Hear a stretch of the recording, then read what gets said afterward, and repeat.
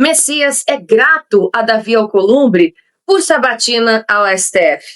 O atual ministro-chefe da Advocacia Geral da União, a AGU, Jorge Messias, agradeceu os presidentes do Senado Federal, Davi Alcolumbre, e da Comissão de Constituição e Justiça, Otto Alencar, pelo início do processo, do seu realmente início aí de sabatina para o cargo, para uma cadeira de ministro no STF, uma indicação plena, inclusive. E ele disse o seguinte, com otimismo e seriedade, recebo o calendário estipulado pelo Senado Federal para a realização da minha sabatina na Comissão de Constituição e Justiça. Disse exatamente ele. Agradeço ao presidente da Casa, senador Davi Alcolumbre, ao presidente da CCJ, o senador Otto Alencar, e ao relator do processo, o senador Weverton Rocha, o envio, o trâmite da mensagem presidencial, enfim. Segundo o ministro, até a data da sabatina, permanecerei buscando um diálogo franco e aberto com todos os 81 senadores de forma respeitosa, transparente e propositiva. Essas são as falas aí de Jorge Messias. Inclusive, vou aproveitar esse momento, antes de abrir aqui para a análise da notícia, e já vou chamar o pessoal que está nos acompanhando, a nossa audiência, para votar na enquete de hoje, porque é exatamente sobre isso. Jorge Messias agradece ao Alcolumbre por sabatina para a cadeira no STF. E qual que é a sua opinião, exatista? Você acha que já estava no esquema, que é mais uma indicação da turma, ou já era de se esperar?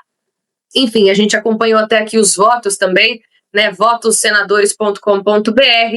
É um site que, inclusive, eu indico você, exatista, a dar uma conferida para ver os nomes dos senadores que estão lá, inclusive, votando, os que foram contra, os que foram indefinidos e também os que foram a favor dessa posse aí da cadeira do Messias ao STF. Só de olhar aqui no site, você vê o presidente atual do Brasil, Lula, com um tapinha aqui, assim, abraçando, Jorge Messias. E aí a gente já sabe muito bem essa indicação exatamente como as coisas são, Sinceramente, gostaria de ouvir o Maurício nesse momento, porque já era de se esperar. Isso já era uma pauta que vinha sendo conversada, já vinham dando indícios de que isso iria acontecer, e era o desejo, até então, pelo menos, do Lula, principalmente. Qual que é a sua visão sobre isso, Maurício? Isso é um momento de tensão para a gente? Qual que é a sua análise sobre isso? Isso é um baita momento de tensão para o Brasil, Laísa? Lembrando aí que o Jorge Messias, ele tem um longo histórico aí de cargos, e de posições de importância nos governos petistas. Eu trouxe até para nossa audiência aqui, ele já foi procurador do Banco Central, procurador do BNDES, assistente parlamentar do senador petista Jacques Wagner, que é o líder do governo lá no Senado. No governo da Dilma, subchefe para assuntos jurídicos da Casa Civil da Presidência, subchefe de análise e de acompanhamento de políticas governamentais da Casa Civil, consultor jurídico do Ministério da Ciência e Tecnologia, consultor jurídico do Ministério da Educação, secretário de Regulação e Supervisão da Educação Superior. E foi justo nesse período que aconteceu aquela ligação, alô, Messias, lembra? Então, aqui que ele ficou o famoso Messias, e agora, desde 23, ele é o advogado-geral da União do Lula, Então, o Lula, eu vou até pedir licença aqui para os nossos exatistas e falar que o Lula, ele faz o brasileiro de palhaço todos os dias, porque ele falou na eleição, nos debates, o quê? Ele achava um absurdo colocar amigos, conhecidos no STF. E um cara com todo esse histórico, dentro do PT, dentro dos governos petistas de esquerda, não é amigo, Então, primeiro ele coloca o advogado pessoal dele, depois ele coloca um comunista de mão cheia, como ele mesmo disse, que é amigo dele há anos.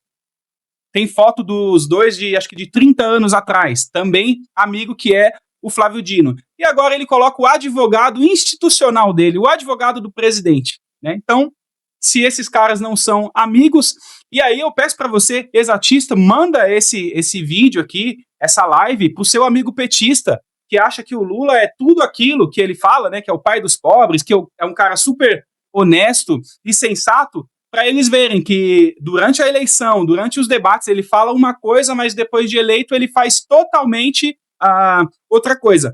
Então, essa conversa franca que ele vai ter com os senadores, o que será essa conversa? Será que é garantia ali que ele vai passar pano para quem tem rabo preso? Então, que tipo de conversa é essa, né? Ele vai bater no gabinete dos senadores para falar exatamente o quê? Então, assim, o que nós, como brasileiros, como patriotas, esperamos é que o Senado, né, rejeite esse cara, né, o Messias, na sabatina. Porém, isso nunca aconteceu na história. Então, o que nos dá nesse caso aí é desesperança de que isso possa acontecer, né? Alguns senadores de oposição já disseram que vão votar contra, mas que não são maioria e tal, já dando a entender que vai passar, de qualquer jeito que vai passar, né? Agora, essa sabatina foi segurada durante algum tempo pelo próprio Davi Alcolumbre, que não estava contente com a indicação, porque eles queriam o Pacheco, né? Eles querem ainda a vaga do Pacheco lá, que é o parceiro do Centrão, que é o parceiro deles. E até agora, né, não esperavam aí, né, uma mudança de indicação do Lula, que não aconteceu, e agora, de fato, quem vai para essa vaga, se passar na sabatina do Senado, se passar, né, é o Jorge Messias. Porém, né, a gente já sabe como funciona o Brasilzão e como funciona o Senado, como funcionam as emendas, a gente está em ano de eleição, o senador vai querer ficar sem aquele dinheirinho? Não sabemos, né? E o que eu chamo a atenção aqui da nossa audiência também é o seguinte, que ficou marcado a sabatina do Messias para o dia 29 de abril. E também foi marcado a sessão para votar a dosimetria para o dia 30. Então aí eu fico com uma pulga atrás da orelha. Por que será que um dia depois, né? Será que se a sabatina não acontecer da maneira que eles querem ou da maneira que eles planejam, eles vão cancelar essa sessão para discutir, para votar aí a derrubada do veto da dosimetria? Então eu fiquei com essa pulga atrás da orelha, viu, Laísa? Porque não pode ser só coincidência, né? O que você acha disso aí? Olha, bem lembrado isso que você trouxe para nós. É uma realmente, não é só uma pulga atrás da orelha, né? Eu acho que são muitas, porque não é de se duvidar que tudo seja realmente muito arquitetado e planejado para que isso ocorra, viu, Maurício? Sinceramente. E vale lembrar também que Jorge Messias, né, o atual advogado aí geral da União, e indicado, né, pelo Lula, também ao Supremo, afirmou publicamente ter solicitado a prisão dos envolvidos nos atos de 8 de janeiro, né, de 2023. Enfim, vale lembrar que foi ele o responsável, né, inicial aí, para esse pedido de prisão. Então, é importante que nós, né, com os nossos valores, os nossos princípios, fiquemos muito atentos à indicação, né, do Messias, enfim, e ficar atento à posição do senador que você colocou lá dentro. Caso você tenha votado no senador, fique atento ali aos votos. Então, vou reforçar aqui o site para você acompanhar. votossenadores.com.br/Messias. Tá? É praticamente o Datena, me dá imagens. Enfim, e aí a gente vai a gente vai continuar aqui com a Ali também. Eu quero ouvir você, viu, Ali, nessa conclusão, porque não tem muito otimismo e nem seriedade, como ele disse aqui, né? É desesperador, na verdade, porque essa jogada, a pulga tá ali atrás do Maurício, não vai sair a pulga, Maurício, porque não pode ser coincidência, não existem coincidências, ainda mais na mente de político estrategista como é o caso dos envolvidos. Olha, até que a perspectiva de a sabatina sair bem e eles manterem na pauta o PL da dosimetria da pena no outro dia, para mim já tá legal.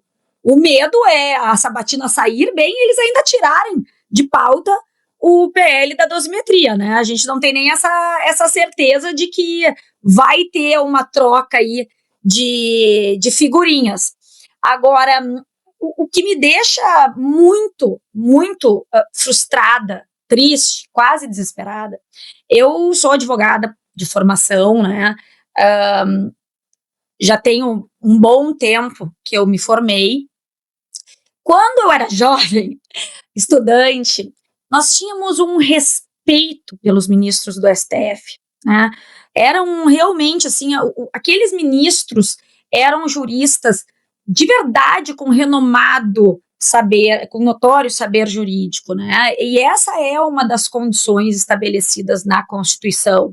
Os ministros, quando eles são apontados, eles têm que seguir alguns quesitos previstos na lei. Um deles é ter um notório saber jurídico, ou seja, ser alguém que efetivamente se destaca no meio do direito, que justifique e compor uma corte que só tem 11 pessoas no Brasil inteiro. 11. O que se espera, né, de quem vai julgar a Carta Maior, que regula toda a nossa vida, porque é a partir da Constituição que todas as outras legislações vão atuar, né, de acordo com os princípios ali estabelecidos. Então é lógico que tem que ser realmente profissionais com carreira, com obras, sabe, que tem um respaldo. Nós tivemos Francisco Rezec, Eros Grau, Sepúlveda Pertence, Eliomar Baleiro. Para quem é da área do direito, são pessoas que, assim, eram livros e livros e livros que se liam dessas pessoas, né, desses mestres. Gostássemos ou não das pessoas, mas como profissionais, como juristas, eram grandes nomes. O que a gente vê agora? Isso absolutamente desconsiderado, ou seja, na minha opinião, já existe uma não observância constitucional.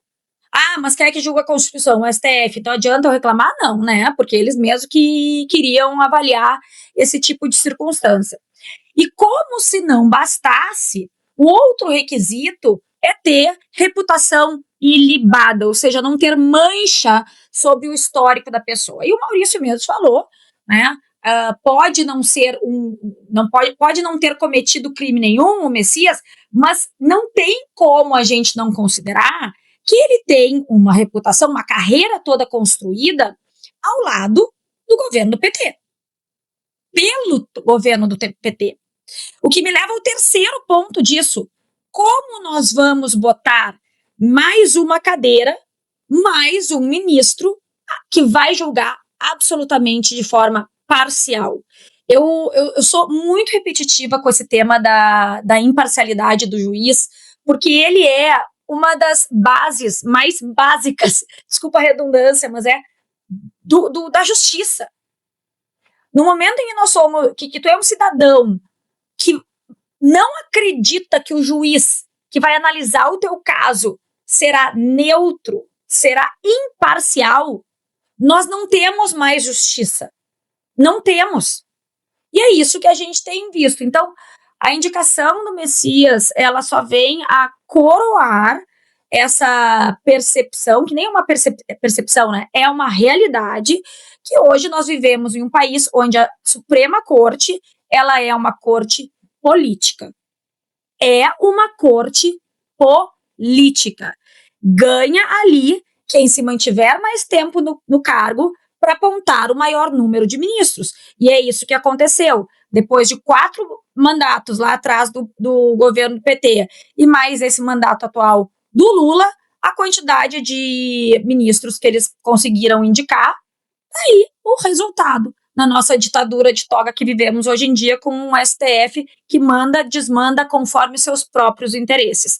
Então, é sim desesperador, mas eu acredito que não vai ter jeito, tá?